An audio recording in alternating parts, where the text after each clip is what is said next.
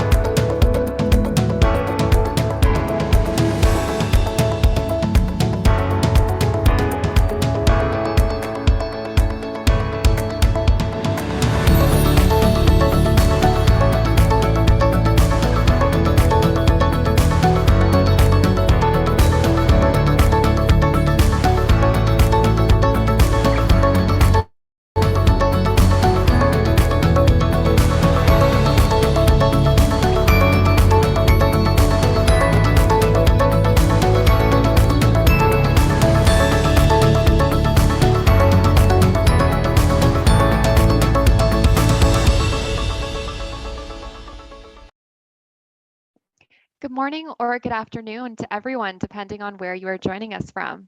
Welcome to N4's first ever professional development series on trauma-informed care. This is session 1, trauma-informed care and its applications to clients. Before we begin today's session, we would like to begin with an acknowledgement that N4 is hosted at CHEO, which is located in Ottawa, Ontario. Ottawa is built on unceded Algonquin Anishinaabe territory. The peoples of the Algonquin Anishinaabe Nation have lived on this territory for millennia, and we honor them and this land. Their culture and presence have nurtured and continue to nurture this land. We also honor all First Nations, Inuit, and Métis peoples and their valuable past and present contributions to this land. My name is Mariah Maddock. I use the pronouns she and her, and I'm a project coordinator with N4. I will be introducing our facilitators today. Our co-host is Andrew Tillmeyer, who will be monitoring the chat box today. If you experience any tech issues today, please feel free to send Andrew or I a private message and we'll try our best to support you. And with that said, I'd like to introduce our speakers for session 1 today. And I'll start with Holly Murphy, who is an advanced practice leader of trauma-informed care with the IWK Mental Health and Addictions Program. And Holly is a master's prepared registered nurse and has enjoyed various roles in clinical care, professional practice, patient safety, and management. In her current role, she is the advanced practice leader for trauma-informed care at IWK Health Centre in Halifax, Nova Scotia. She believes we all play an important role in trauma-informed care, creating physically, psychologically, and culturally safe environments and relationships with clients, staff, and systems. Holly values time and with family and friends, being mindful and enjoying the outdoors, especially being by the ocean or a campfire. Welcome, Holly. Thanks so much for joining. And our next facilitator is Laura Callaghan. So Laura Callaghan is a pediatric nurse practitioner who completed the N4 National Newcomer Navigation Network program as part through St. Paul University as part of the first cohort. She works with IWK Mental Health and Addictions program with a focus on youth forensics and newcomer mental health. In past clinical settings, she has worked in pediatric chronic pain and has practiced in Kenya, providing care to nomadic peoples as a Kenyan registered nurse for 6 years. Laura continues to lead a health project in northern Kenya, coordinating healthcare intervention, tuberculosis education, screening, and testing. Since moving to Nova Scotia, she has, along with her family, started Camp SOAR, provided African refugee children an overnight camp opportunity. Welcome, Laura. Thanks so much for joining. And our next facilitator is Prasanna Kariyawansa. And Prasanna is a program educator with the Trauma-Informed Care team and IWK Mental Health and Addictions program. Prasanna is a social worker and in his current role is passionate about helping professionals at IWK Health to integrate the principles of trauma-informed care into their daily practice. Prior to his current role, Prasanna worked as a youth care worker supporting pediatric clients, their families, and care providers in various care areas. His experience as a first-generation Canadian and work in not-for-profit organizations like the YMCA and Scouts Canada has influenced his past and current work. In his personal time, Prasanna enjoys time with family, volunteering, and wilderness camping. Welcome, Prasanna. Thanks so much for joining us. And today's session is being recorded, and we will upload this to the N4 platform in the e-learning section within the next couple of days. And we will share this with you as soon as it becomes available. And to ensure a safe space for dialogue, we will not be recording the breakout rooms today. And just a few housekeeping items before we begin. We do ask that you keep yourself on mute if you're not speaking, but please feel free to unmute if you have any questions, or of course, when you're in the breakout rooms. Please use the raise hand feature to ask a question or to make a comment, or if you'd prefer, you can put your comment or question in the chat box today. And while we encourage you to turn on your video, it is optional, but please feel free to do whatever you prefer when you're in the session or in the breakout rooms. And today's session will start off with a short didactic from the IWK healthcare team. And then from there, Prasanna will guide you into the breakout room activity. Everyone will be randomly split into 5 different groups. And you'll be in your breakout rooms from about 1:40 to 2:25. And then you'll come back and do a report back, and IWK will then conclude with some take-home messages. So with all of that, I am going to pass it over to our facilitators today. Thanks again so much for being here. Thanks so much, Mariah and Andrew, for having us, and for the N4 team. It's a great partnership, and we thank you very much for reaching out to us to be with you all here today. We're very excited. So I'm just going to share my screen and the presentation. There we go.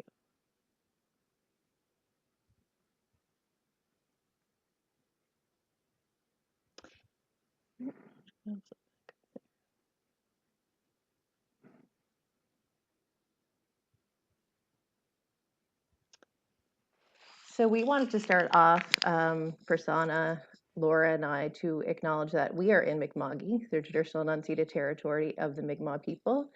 And we want to do this as we think about individually and as, where we work and in our systems and at the IWK Health, how we're working towards truth and reconciliation and what we can do, again, as individuals and as our system, as our organization.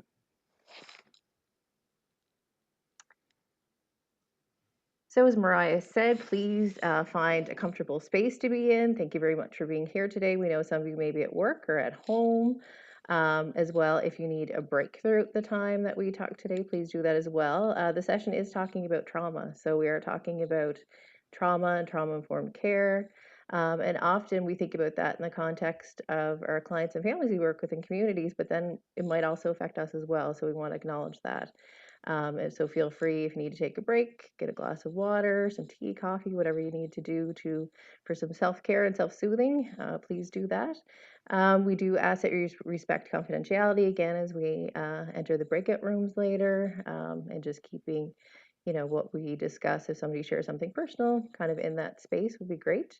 And for you to reflect on your supports, whether that's a supportive colleague that you're working with or a loved one after the session, or if you want to reach out to us about some information, we're happy to be here to do that as well. So we're very happy to be doing the session with you. So today we hope that we're going to cover and look at a shared understanding of trauma, thinking about its definitions, its frequency, occurrences, and impact. We're going to be talking about trauma-informed care and what is that, what are the principles, looking at trauma-informed approaches to support our clients that we work with, and thinking about then, as mentioned, we're going to do an exercise which goes through these principles and looks at what are we currently doing and then what do we hope to do in the future.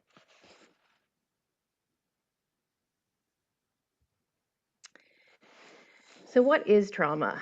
So there's lots of definitions of trauma out there. And as you reflect in the clients and families that you work with, the definition of trauma that we use is fairly broad. So we define trauma as anything that can overwhelm somebody's capacity to cope.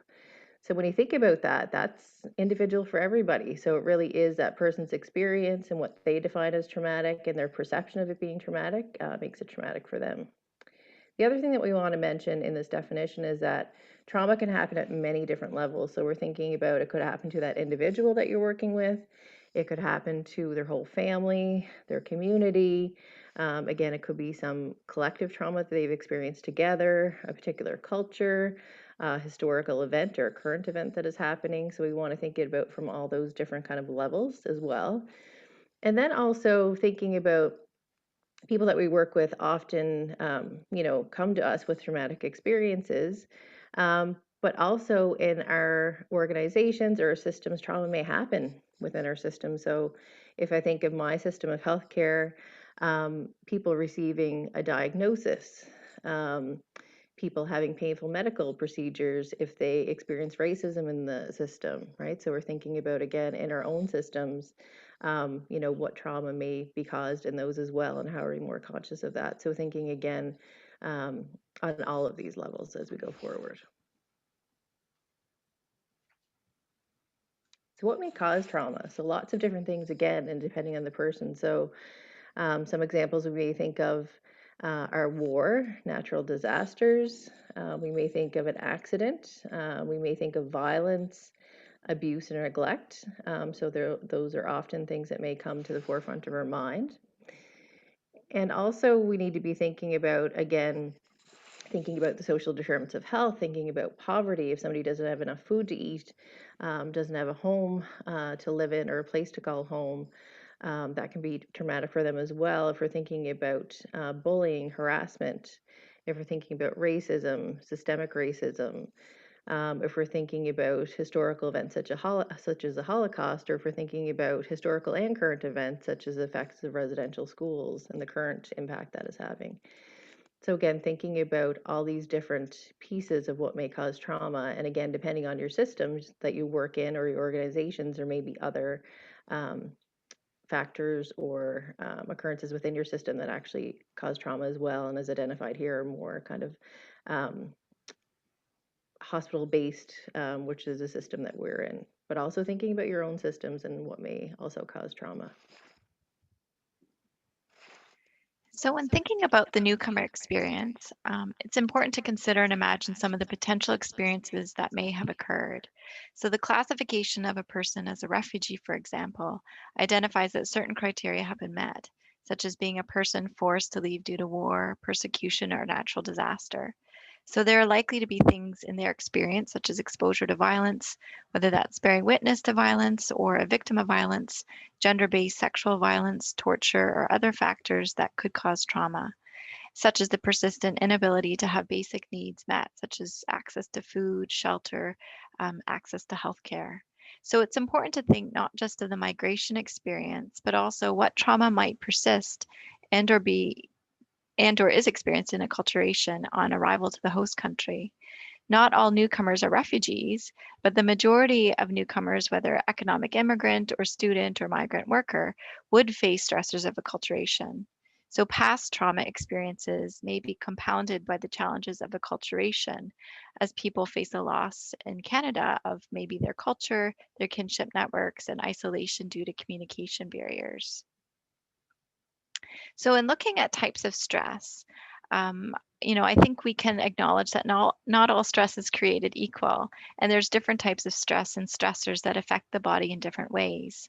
So positive stress, or sometimes called eustress, is a type of short-term or brief stress that increases our immediate responses. So our heart rate is elevated, our stress hormones are increased. An example of this would be on my way to work today. I happened to be a first person on the scene of a vehicle accident. So that certainly got my heart rate pumping this morning. And this would be an example of a short-term stress experienced. Tolerable stress would be more serious stress, so activating the body's alert system. And although it could be a larger stressor, such as a loss of a loved one or facing a natural disaster, think of our fellow Canadians in the flooding in BC. But if the time is limited and the person experiencing the stressor is protected by supportive relationships, the brain and the body can recover from what might be long lasting effects. And finally, if we think of toxic stress, where a person experiences prolonged, ongoing stress. So this would be like neglect or repeated exposures to violence. And this occurs without protective relationships in place.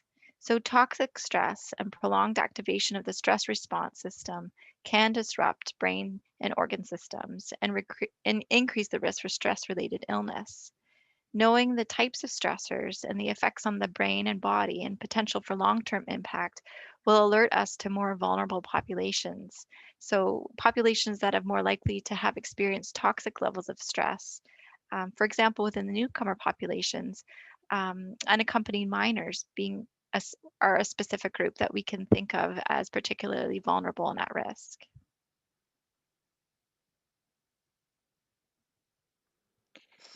So when we think about stress that Laura just described, often our bodies are really great at reacting and responding to stressful events, and especially if they're a life-threatening stressful event, right? So if we think about that, our body in a situation that we feel we're in survival mode, we're either going to fight. So if it's a lovely bear there, we're either going to say, can I fight that bear? Can I run away from that bear? Or is it the type of bear that I should crawl up in a ball and just kind of stay there and hope that the bear does not see me? So we need to be thinking about, again, the clients that we work with, and sometimes the bear isn't there, but we still see this response, right? So we're seeing the person who is maybe starts raising their voice, or starts, grinding their teeth, starts stomping, starts throwing things, maybe cursing, or starts to get physical. We may see people that get into the freeze, right? So they start to shut down, they start to not respond to us, they may look very pale, they may, be feeling a bit numb if you ask them later about what they were feeling, and just that sense of dread for them. Or they might, again, have the flight response. So they may, as soon as they sense danger, they may just leave. They may get up out of, our area, or, you know, whether it's an office, a room that we're in, and just get up and go, right? Because for them, this is a response that has worked in the past. And that's the thing that we need to be thinking about. In these life-threatening situations, these responses are really important. They keep us safe, they keep us alive.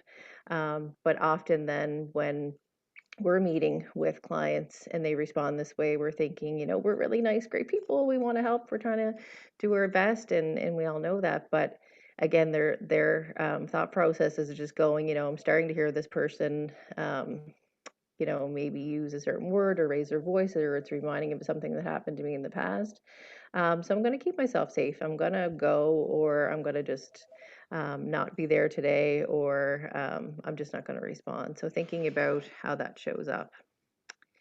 And what we also find is that a typical brain pathway would be looking at, just one second here.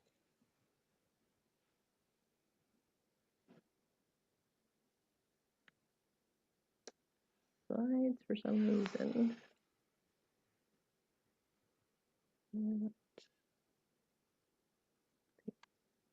There we go. Apologies, that just wouldn't go forward.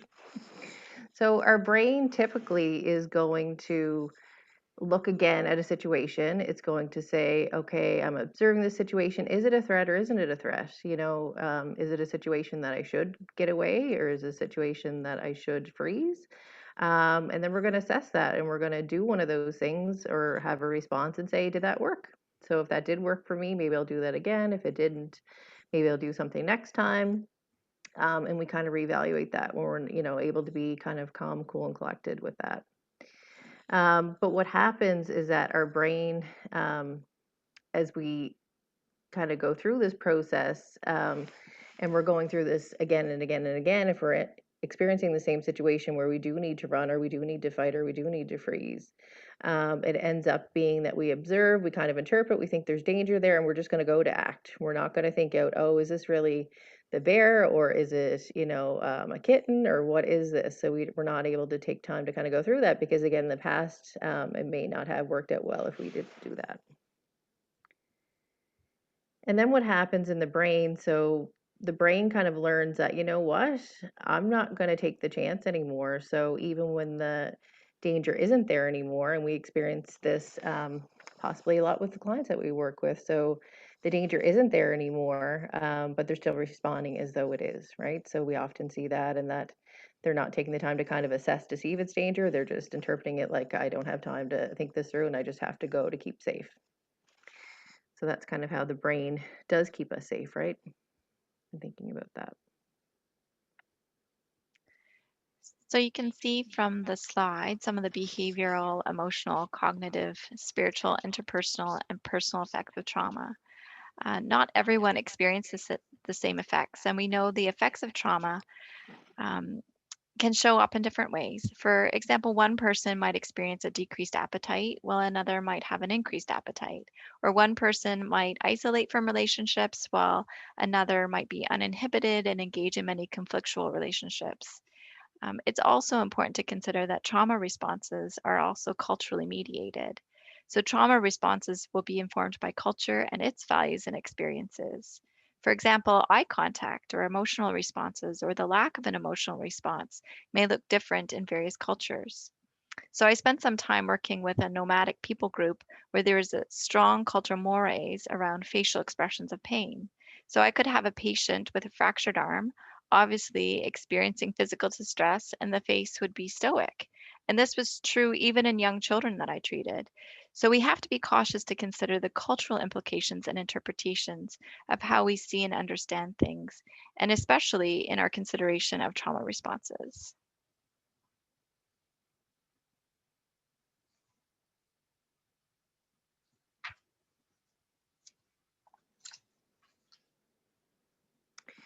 So one study that we wanted to mention is the Adverse Childhood Experiences Study, the ACEs study. So many of you may have heard of this. So this was a study that was done with the Center for Disease Control in Kaiser Permanente, and they looked at people who were now adults who were applying for health insurance and asked them, as a child, have you experienced any of these things? So they asked them, have you experienced abuse? So physical, emotional, or sexual abuse? Have you experienced neglect? Physical or emotional, or have you experienced household dysfunction? And what they identified those as is, did you have someone in your home that had mental illness, that used substances? Did you see your mother treated violently? Was someone incarcerated? And was there divorce? So what they found out was that 67% of those people actually said, yeah, I've had at least one of those things happen to me as a child. And what they found out is that the more of those ACEs that you did have, the more likely you were to have adverse health outcomes as an adult. So you were more likely to have both physical and emotional illnesses happen. So you're more likely to have cancer, diabetes, depression, or anxiety with the more of these ACEs that you've experienced.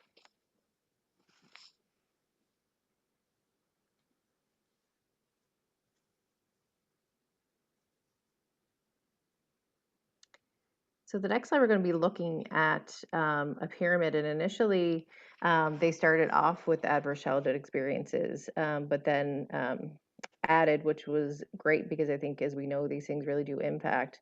They added the last two kind of pieces there. So they wanted to acknowledge that historical trauma, intergenerational trauma, obviously does play an effect. If somebody's living in poverty, doesn't have access to resources, housing, education, the effect that that can have. They wanted to look again at the social conditions, their communities they were living in, the supports they had, and the local context, as we know, is really important. And then knowing as a child, if you experience these ACEs, that they'd often to see in children disruptive neurodevelopment. Maybe they'd have difficulty meeting developmental milestones as they grew up, so they may have trouble concentrating in school, developing relationships or keeping relationships. Um, they may, as teenagers, start to adopt health risk behavior, so they may start having unprotected sex, start using substances, and then, as we mentioned, as they enter adulthood, they might start to see more unfortunate health outcomes, to the extent that if they had 7 or more ACEs, that they could have reduce their life expectancy up to 20 years. So that is really, really huge, that the effect that the ACEs can have. And there's a great TED Talk by Nadine Burke-Harris, if you'd like more information about that. That is really great, that gets into the ACEs. Oh, I don't want to highlight a pen. There we go. So that was the US data. So we wanted to make sure that we discuss some of the Canadian research as well. So we know in Canada that there were studies done that found out that 76% of people said they experienced at least one traumatic event in their life. And we've actually had some ACEs studies replicated across Canada. So we have Alberta that looked at about 56% of the people in that study said they had at least one ACE score, 61% of people in the study in Calgary. And then in Nova Scotia, we had a recent study in Lunenburg that looked at 73% of participants had experienced at least one ACE. So again, in Canada, we also know that this is very prevalent. It's not just the United States.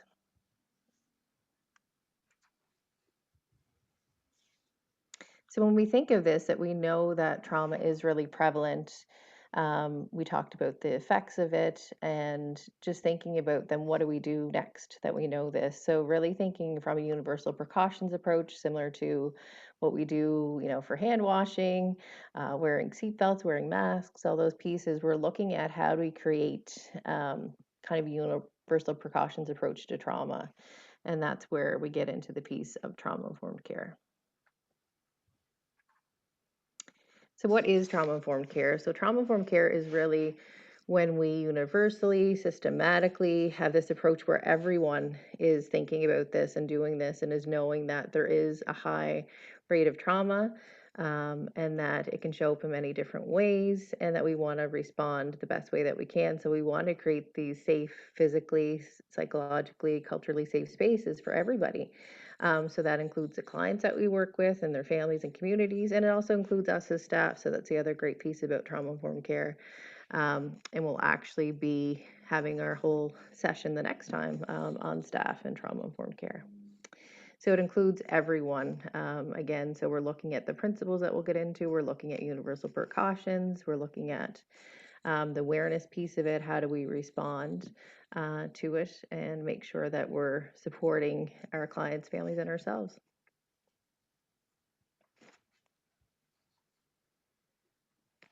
So we're looking at how do we optimize their care experiences, and also how do we support an engaged workforce. So how do we do our job well by staying well?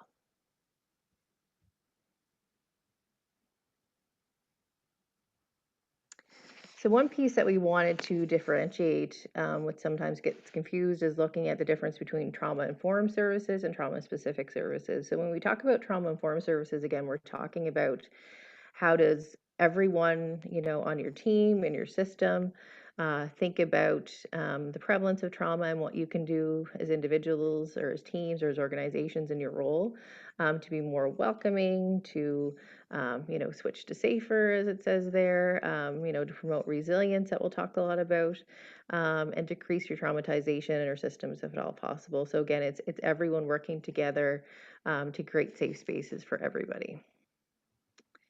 And then when we look at trauma-specific services, we're looking at if we had a client who experienced trauma and they're saying, I really want to work on this trauma. I had this thing happen to me, and it's really affecting me and my thoughts and how I function. And it could be affecting me at school, at work, at home, and I really want some help with it. So this would be when the individual or family would work one-to-one or in a group setting or various settings, doing evidence-based treatments with a clinician to work on their trauma. So that would be the difference of trauma-informed care. We're all doing it, and trauma-specific are individuals that are working with someone to work on their trauma experience in a clinical setting. So as we look at resilience, I think one of the phrases that comes to mind often in the world of psychiatry is that predisposing factors are not predictive factors because of protective factors. And as we talk a bit about resilience in the next few slides, I think it's important to understand that although a person may have faced trauma or many traumas, then in the event itself doesn't predict the outcome. It is in fact the protective factors that are in place that can determine the long-term impact or the significance of the trauma. So we can think of protective factors as factors that are external to a person, such as people coming alongside, supportive caregivers. And we can think about protective factors that are internal, such as the ability of a person to be resilient in the face of difficult circumstances and traumatic experiences. So looking at the quote from Dr. Michael Unger, it says resiliency is the ability of a person to navigate access to resources and to negotiate the resources to be supportive in culturally meaningful ways. So in newcomer populations, we see this all the time. Newcomers are seeking out language classes, they're advocating for their children at school, they're applying for job training, and newcomers are incredibly resilient as they navigate and negotiate life in Canada. And as trauma effects and responses are culturally mediated, so are resiliency characteristics. So there are specific cultural, racial, and ethnic characteristics of resilience to take a look at. So to name a few, we can look at kinship bonds, intergenerational families, spirituality and religion, humor, creativity, having a sense of history and tradition and culture, community socialization, work ethic and cultural beliefs, existential understandings about the meaning of life. These are all factors of resilience that are influenced by ethnicity, race, and culture. It's important to be curious for any population about the ways in which they've developed and continue to develop resiliency. It's also important to consider that some of the past ways in which resiliency was strengthened, for example, through kinship bonds or extended family or expressions of cultural identity, may be missing or may not be as available as newcomers adjust to life in a different place, far away from some of the supports that have fostered their resilience in the past. So how can we foster resilience or help foster resilience? So a few key recommendations is that we can provide structure. We can set clear limits. We can help with the building of parent-child connections. We can encourage strong bonds and relationships with others and support the process of self-identity and identity formation. We can help with fostering a sense of control and belonging and offering fair and just treatment and provision of physical and psychological safety. These are all things to consider as we interact with clients in various settings. So being aware of how to bolster and support resilience is important to consider and build into a collaborative care or treatment plan. Again, we are mindful that identity, a sense of control and belonging, and just and fair treatment, just to name a few, may be more at risk and need particular attention and support for newcomers who are newly establishing themselves in Canada. So there are a lot of ways that we can tangibly help newcomers in their interactions and to build and foster resilience. So finding ways that you can support adult-child relationships. So thinking of ways that maybe you could, look to community support, community mentors, big brothers, big sisters. How to build a sense of self-efficacy and perceived control. So doing with and not for, or helping newcomers connect to language services, which builds efficacy and self-identity. Giving choice when possible. So, what time works for you, or how would you like to meet, through Zoom or through in person? and providing opportunities to strengthen adaptive skills and self-regulation. So building in things like mindfulness or deep breathing and emotion recognition. And I would also say, like, incorporating topics of faith and hope and culture into your conversations. So be curious, ask about faith and ask about what brings people hope and what do they do in their cultural tradition when facing a particular problem. So supporting these connections with others too in their communities that may share the same faith and traditions. So looking for connections with the local church or mosque or synagogue may be particularly helpful. So Laura just highlighted some great ways to, bolster resiliency, to acknowledge resiliency, and actually to look at these principles of trauma-informed care and put them into action. So we're really looking at, with trauma-informed care, 5 principles that we're trying to always be conscious of, and how can we create these. So we're looking at safety as the first one. So we're looking at, how do we create physical safety for people? How do we make people feel welcome, right, to even come to our services or to interact with us? Um, and even if we have the most, welcoming and beautiful physical spaces, do they feel safe in the conversations and the relationships that we have with them?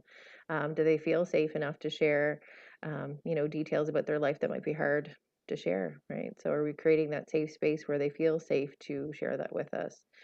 And also recreating cultural safety. So again, are we creating that safe space where people feel that they belong and that they're seen and they're heard, and that we're creating that safety for them? And one way of doing that is just asking, right? And a lot of times just saying, what would help make you feel safe, right?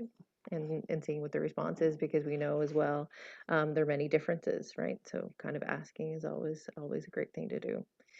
Trustworthiness. So again, with these principles, when we think about trauma, often they could occur in the context of where trust was broken, right? So we're really looking at, how do we create trust? How um, do we do that? In ways that we can do that is really being as authentic as we can be, as transparent as we can be, being as open as we can be with people, with expectations, whether it's of our service or what we can do, what our service entails, or if we can't do something, sometimes that happens too as professionals or systems, we can't do certain pieces of it, but just being honest about that and saying, I really wish I could do that, but this is a piece that I can't, but I can, find someone and we can work on how to get that other piece or need met. So thinking about, how do we create those trustworthy relationships? How do we show up? How do we follow through? And knowing that if the people that we're working with have had traumatic experiences happen again, trust is going to be something that is not just automatically given, right? So within the relationship, they have to see, can they trust us? So trust, that takes time, right, within the relationships. And choice, as Laura mentioned, how do we offer choice? So it could be choice of appointments, of locations, of it's whatever we can offer choice on. And that's one thing that I would highlight, is just really think, what can you offer? Because we don't want to offer options that we can't really follow through on. So what kind of options do we have to offer them choice? And again, thinking about the people that you work with, and just thinking about what is possible within your organization, to offer certain choice to them. Because again, often with traumatic experiences, they didn't have a choice of what happened to them, right? So we're thinking about, how do we help them to regain some power and control in their own lives, and offering choice is a way to do that. And then thinking about collaboration. So collaboration, again, not doing for, but doing with, right? And how do we partner? I really like to think about it as a partnership of, how do we partner with people and, share the best of all of us to help one another in order to get their needs met, and what are they hoping to accomplish, and what are they hoping to do, and really listening to that and trying to help them on their journey. So how do we collaborate? So it could be with our clients that we're collaborating with, it could be with each other, to help the client, or it could be with other organizations. So it could be other systems, other services that they need. So how are we all working together, to help them, so they don't have to, be going to multiple people, telling multiple stories, and just bringing everyone together to hopefully meet the needs as best as we can. And empowerment. So a lot of people that we work with will say, yes, this traumatic experience happened, or many traumatic things have happened. but I'm also, a great parent or great at art, or I'm a great friend, or, what are their strengths? What are their things that they love to do or used to love to do, or what are they proud of? Or how do we, acknowledge those things that they're good at? Again, not just focusing on the things that went wrong, but the things that are going well, and the things that they're showing us about themselves, their unique self, what they're hoping for the future, and how do we help sometimes highlight that for them when it's not so easy sometimes for them to see. So these are the principles of trauma-informed care, really thinking about in our day-to-day kind of how we do that, and we'll talk about some ways. So physical spaces. So we're thinking about physical spaces again, and thinking about how do we do this in a way that makes people feel welcome, creating safety for them. And I'm going to go to the next slide to kind of see. I just want you to take a look at this picture and just think to yourself, what could be improved? What could be improved with this picture? And if you want to put a couple of comments in the chat, feel free to do that as well, if there's things that you think that could be improved in this room.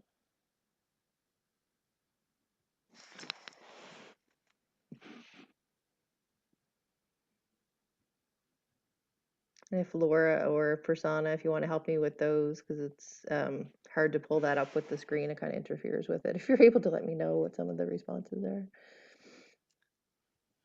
Sure, one response was maybe not put the chairs in opposition to each other. Mm-hmm. Yep, that's a great one.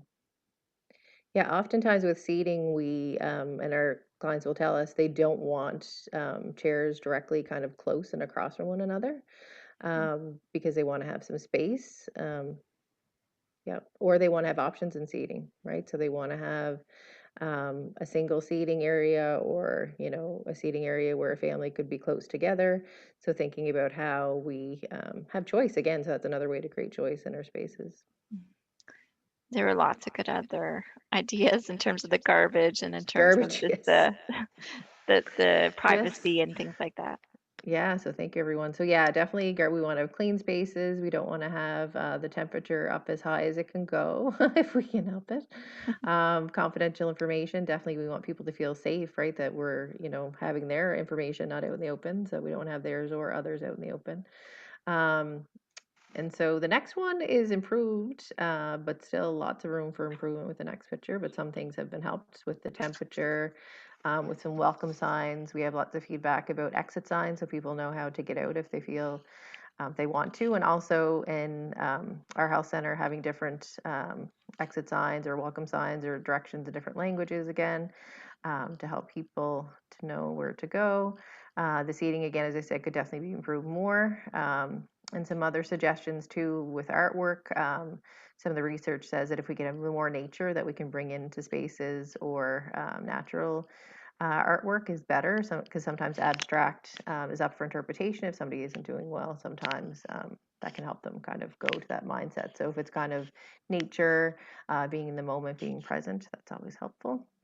And if we can have, depending on our age groups that we work with, something, and I know in COVID that's been harder to do in the pandemic, but looking at if there are things that we can have for people to do, whether it be toys or activities or different things to do that. So just looking at some improvements and more that we even talked about, even in that picture that we could do, but just thinking again about the physical space. And now to the emotional space. So we did just look at the physical. So looking at other factors that influence the environment are also something to consider. So as we make physical space safer, so too the emotional space needs to incorporate safety, trustworthiness, allowing for choice, power, and control. So we need to think of power dynamics in relationship and hierarchies. It is always important to apply a cultural lens and to consider what barriers or facilitators exist in building the therapeutic relationships with others. For example, is agreement, or is it a deferral that is informed by a cultural norm? For in some cultures, one would never publicly disagree with a person of authority or a person of a different gender. From a newcomer perspective, what are other things that could get in the way, such as maybe the gender of the interpreter or the specific cultural group of the interpreter, or fear of disclosing information due to past experiences with systems? Um, I saw an interesting exhibit this week that happened at ISONS. It's a photo exhibit looking through the lens of a newcomer family, and it captured the newcomer family's unique stories regarding their experiencing and accessing programs and services. And one of the pictures was of a local school and playground and yard. And the family's experience was that it was really an adjustment to see a schoolyard without walls or barbed wire or a guard.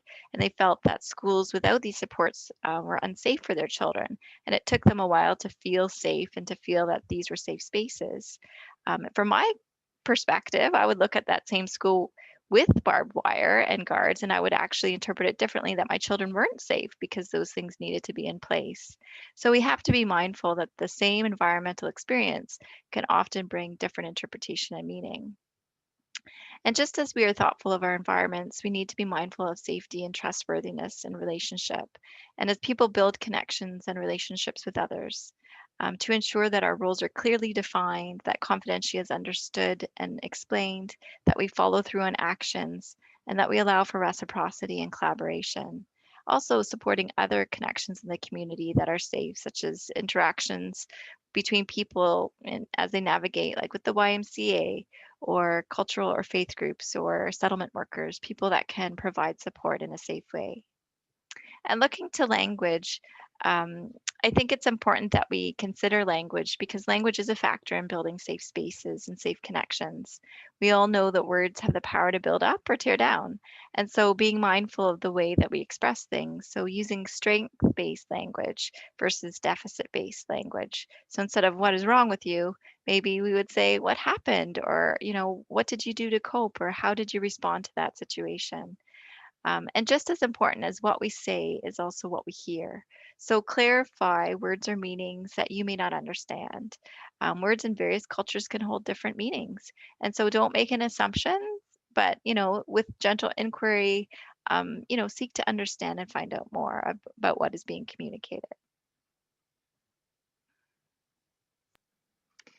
And we talked about re-traumatization. So we're looking at in our relationships, so individually and systematically, what can we do to reduce the possibility of re-traumatization? So in relationships, we don't want people feeling that they're not seen or not heard, or that we're not being transparent with them. We don't want to be looking like we're not collaborating or victim blaming, or in our spaces that they have microaggressions happening. So that could be conscious or unconscious in the relationship. So again, we want to be looking for that safety, trustworthiness. And our systems too can cause re-traumatization. So again, if we're looking at our clients having to tell their story into multiple people, and is there a way to create that safe space to share the story, but that they don't have to tell 10 different people their story, right? So how do we um, help them to do that in a way that is safe and not have to repeat that number of times? How do we, again, create choice as much as possible? How do we partner the best way that we can instead of having the silos of our systems? And just making sure that we're really making sure that they don't feel that they're, again, treated as a number, that we're working with them or their family, and we care, right? And we're here to help them and reduce re-traumatization. So the other piece that we want to talk about is cultural awareness, and also the concept of intersectionality, and that term was coined by Kimberly Crenshaw, and looking at, again, intersections between the different systems of oppression and domination, so including the privileges that accompany gender and race and ethnicity, socioeconomic class, religion, ability, sexual orientation, etc. So again, looking at the overlay of many of these and looking at our systems, and can we do better in our systems? In our systems, do we have microaggressions happening? Do we have systemic racism happening? Do we have policies and procedures that don't represent the people that we're working with or disadvantage them, right? So how are we looking at our systems in a way to create cultural awareness and also, action in that as well?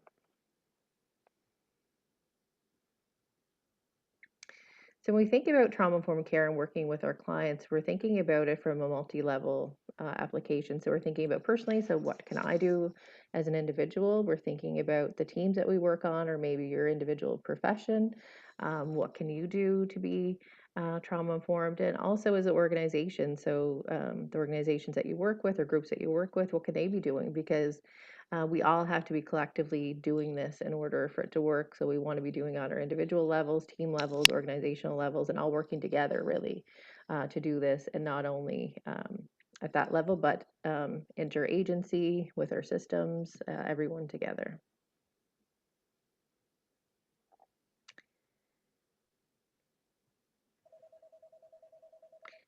So now we're going to go into, Prasanna is going to take us through applying the principles of trauma-informed care.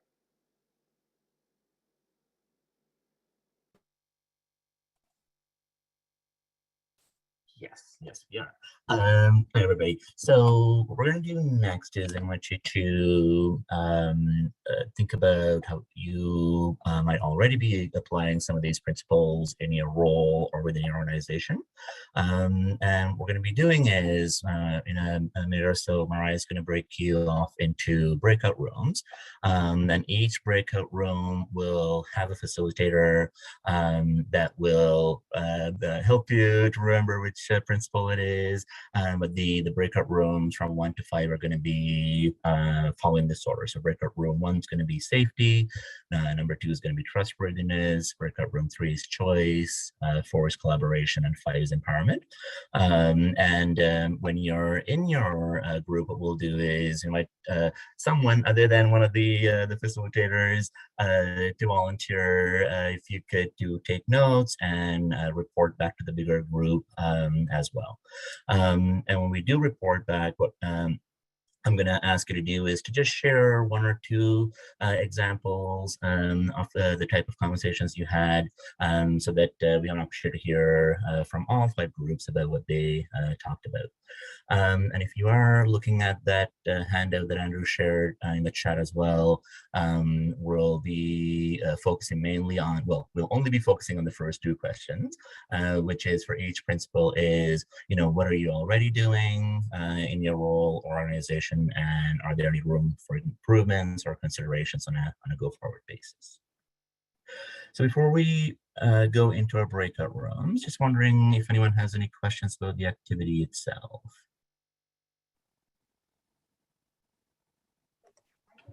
Hi, sorry. I thought I had all the handouts that were emailed out prior, but it seems like you're referencing a different handout. Is that in the chat?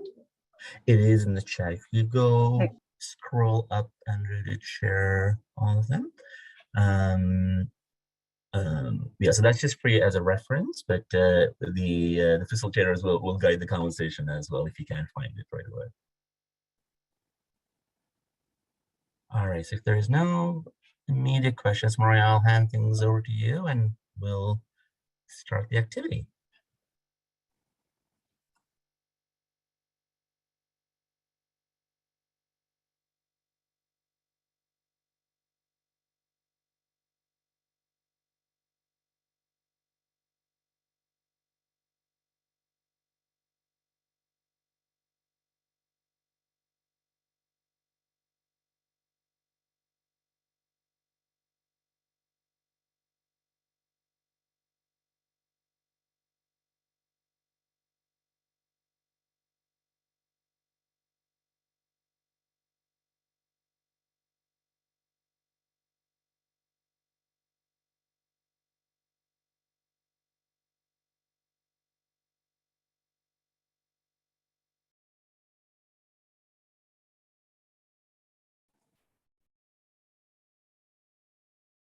Hi, everyone.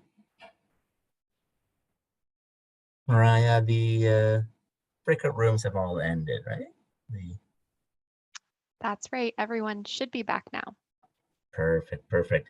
All right, folks. I know it may have been plenty of time for some folks and not a lot of time for some folks, depending on the conversations.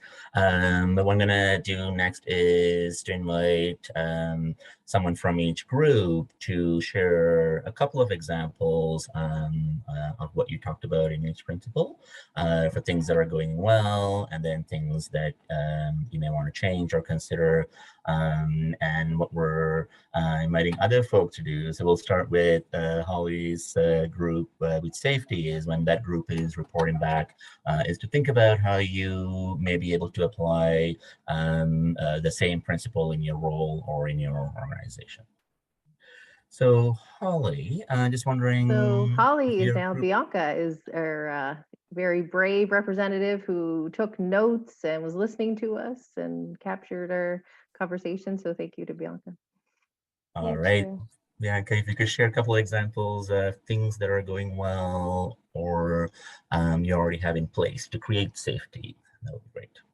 Okay, so I will mention a few things that that are already in place. Some of our participants are working in pediatric care, and the importance of going over a form with other people, creating a sense of safety by asking people if they want to answer the questions and to explain why they are asked particular questions. So collaborating with the people who participate.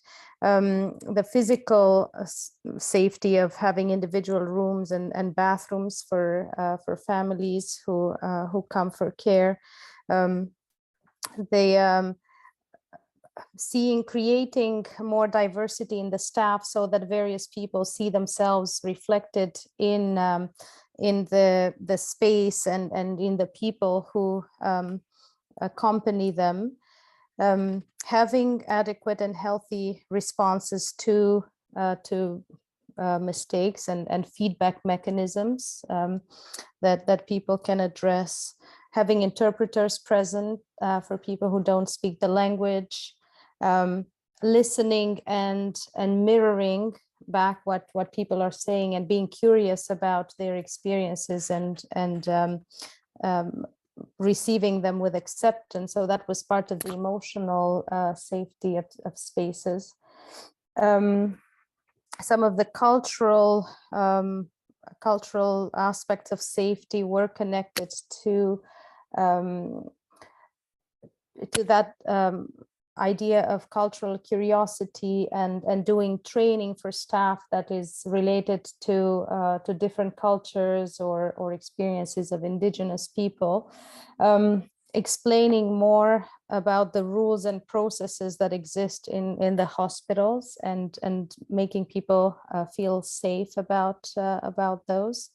The idea that training all the staff of an organization, because each one has a particular role in dealing with people and being authentically caring. I guess that was one keyword that was important in our sharing, that people feel safe when they see that various members of the staff care about their needs and they want to respond to their needs in an authentic way.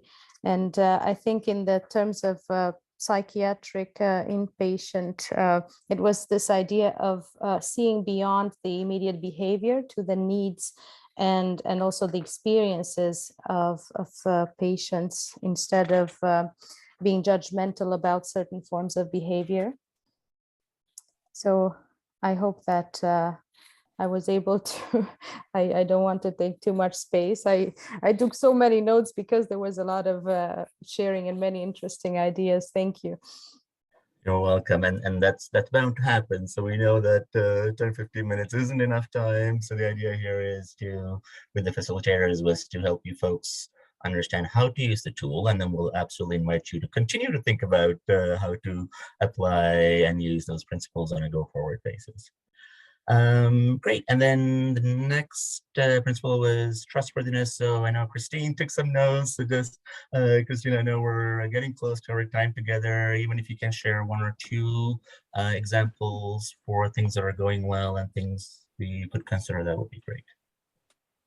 Yeah, so things that were going well, sometimes your organization's reputation is helpful.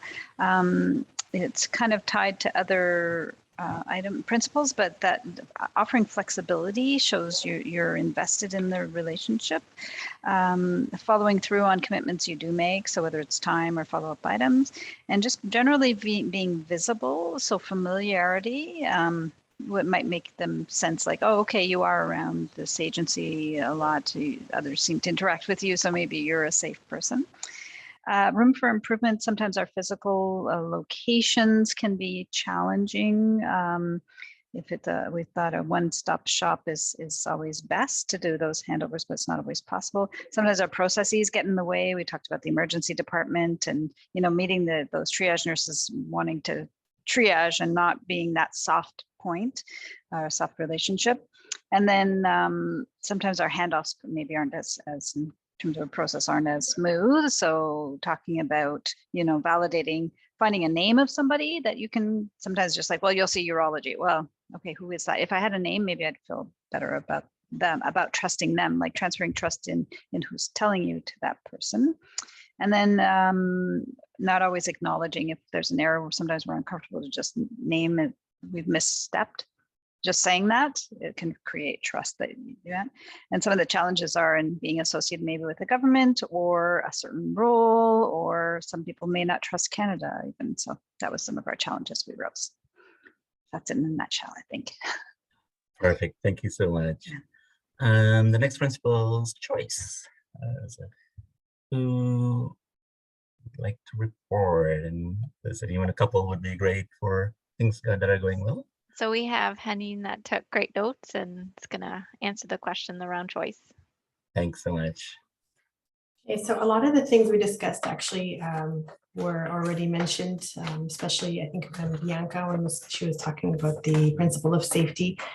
So some of the things we covered is trying to have flexibility as much as possible in terms of, for example, bringing children or partners to appointments, providing communication options. So we all work in pretty different contexts. So it was interesting hearing the group's ideas of what choice looks like and what things are in place. So one option was if we are communicating with clients to give them an option, whether it's on the phone or email, for example.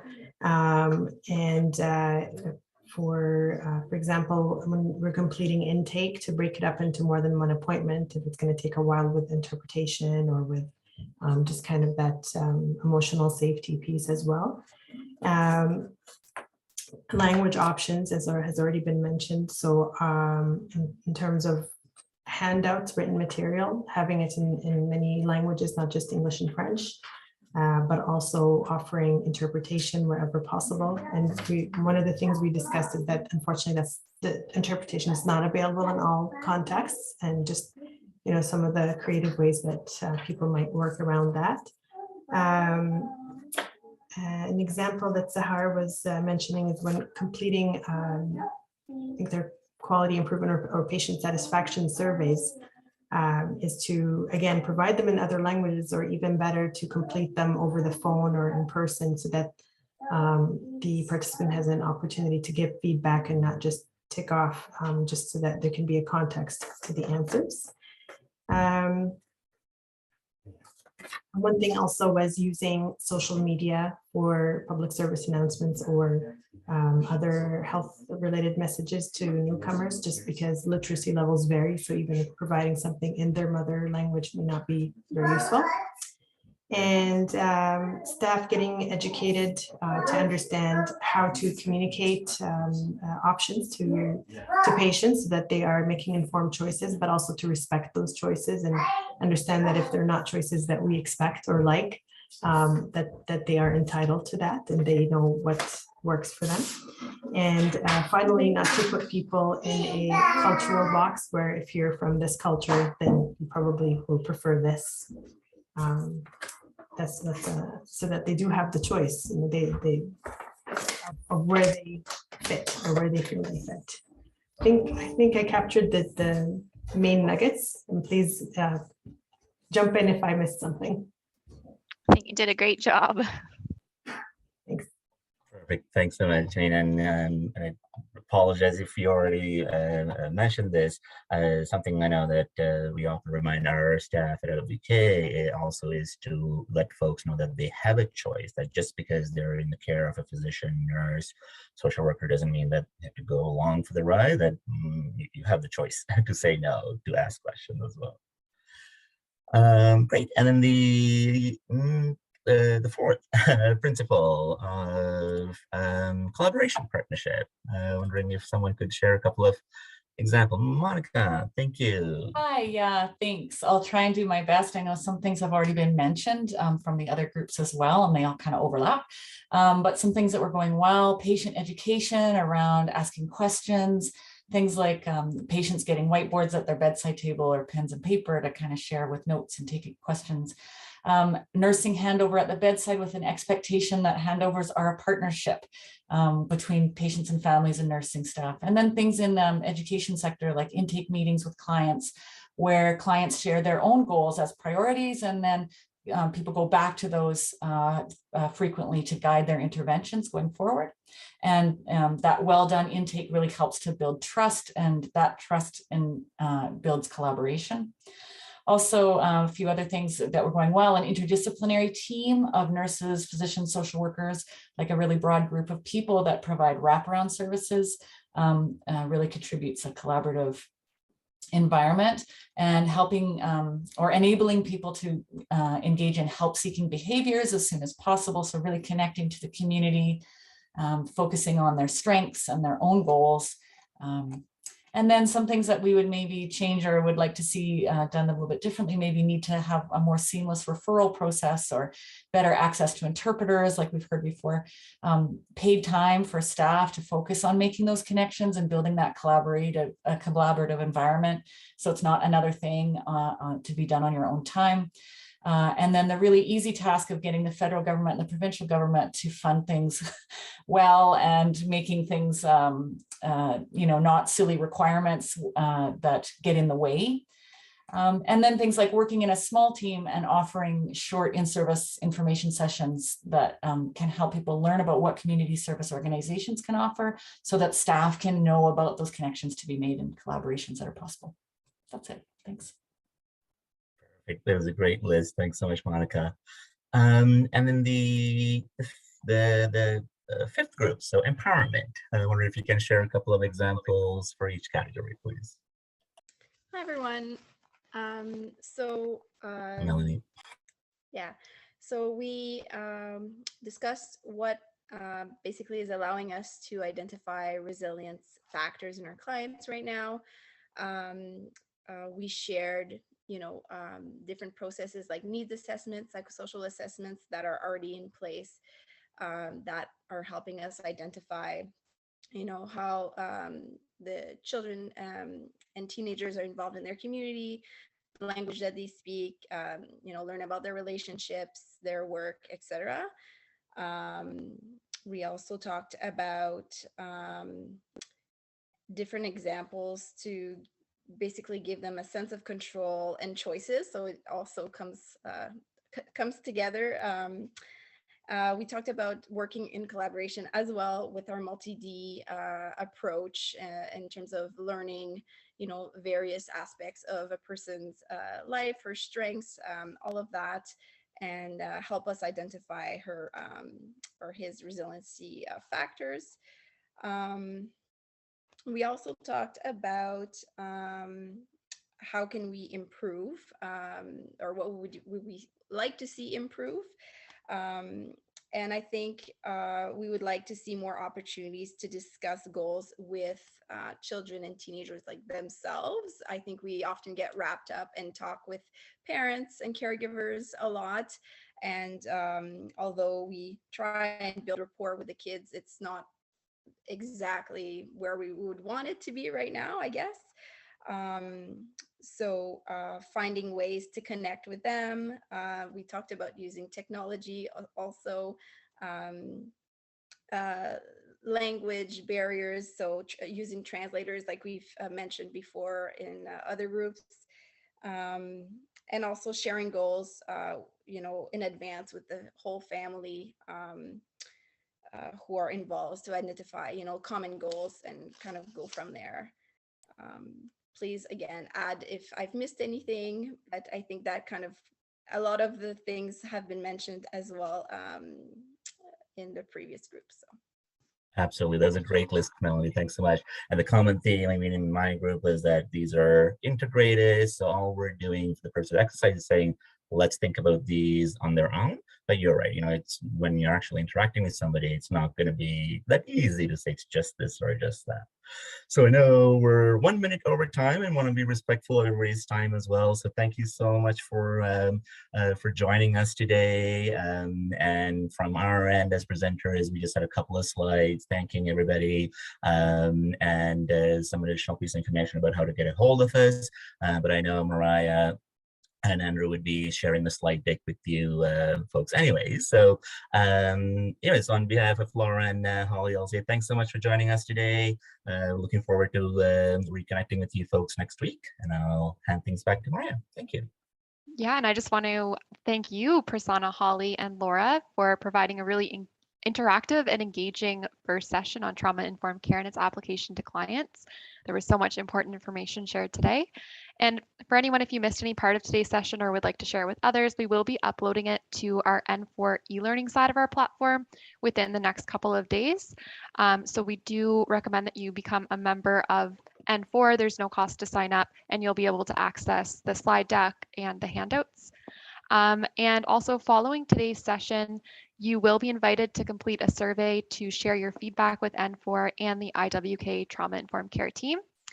These help us to improve, so please, when it pops up in your browser, if you can complete it, that would be great. And thanks again to everyone who joined today for the session and your participation. We're looking forward to seeing you next week on December 1st from 1 to 2:30 Eastern Time for session 2, which is trauma-informed care and its application to staff. So thanks so much, everyone, and we'll see you next week. Thank you.